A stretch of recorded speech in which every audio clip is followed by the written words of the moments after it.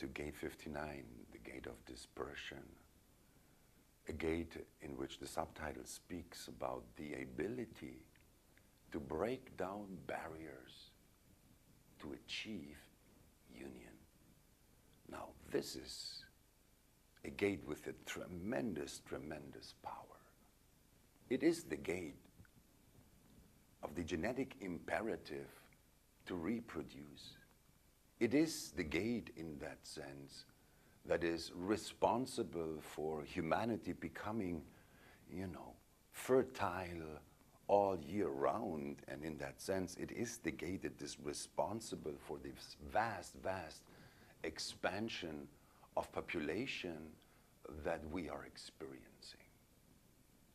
It is a gate that we describe as the gate of sexual identity.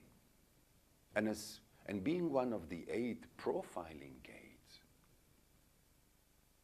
well, it's a gate that defines our behavior. After all, if you read the lines of gate 59, what you find is, sexual strategies for intimacy. This is the aura breaker gate, But talking about human behavior and human behavior in relationships, this gate is part of the fundamental establishment of human behavior in gender differentiation. After all, we do not express our sexual identity the same way with those of our own gender than with those of the opposite gender. Nobody does. And that's part of the fundamental pattern that evolutionarily is there established for us. It's part of our sexual protocol. And understand, it's a biological trick, this genetic imperative.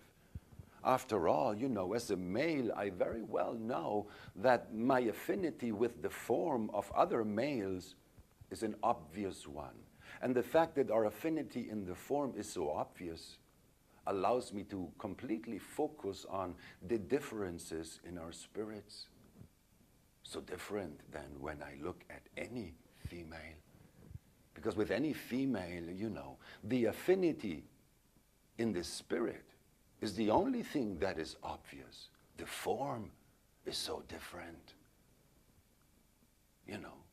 The genetic imperative is based on the fact that, gender differentiation is there to fascinate us on different levels depending on the gender, on the person that is in front of us, particularly when the person is close enough to be inside our aura, and biochemically things start happening, and they start happening, well,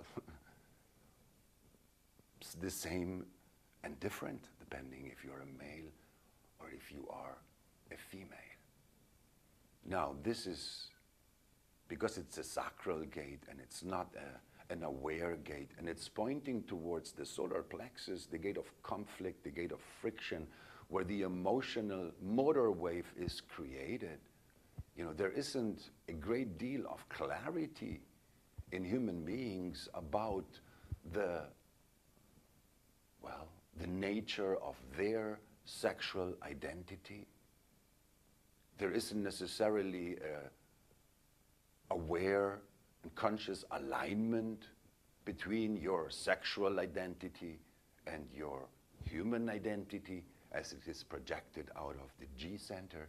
There is all kinds of conflicts that we have inside between those two identities, and those conflicts, whichever they are, they get always mirrored to us by those that we get in auric intimate contact with.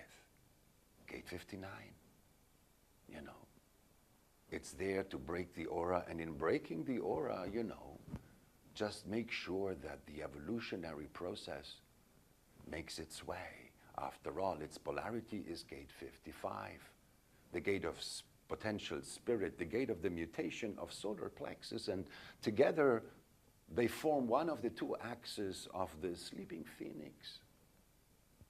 The sleeping phoenix, it is this sexual revolution and all the social transformation in the social protocols that it brought about, you know, that is going to be the primary consequence where we will be able to measure the impact of the solar plexus slowing down and mutating into a fully developed awareness center rather than a motor.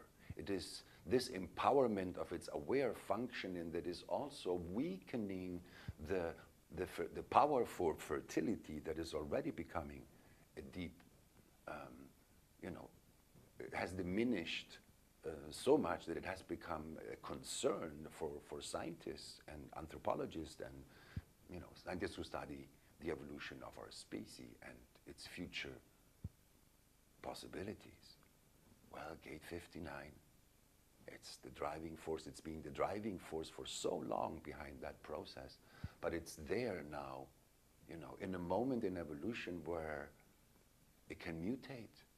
And for nine-centered beings, it means that for the first time we can truly not only embrace our sexual identity for what it is, but actually get to transcend it, you know, so that sex just finds its natural place in our lives, but it doesn't become an obstacle for straightforward and honest communication, both with those of the same gender and with those of the opposite one.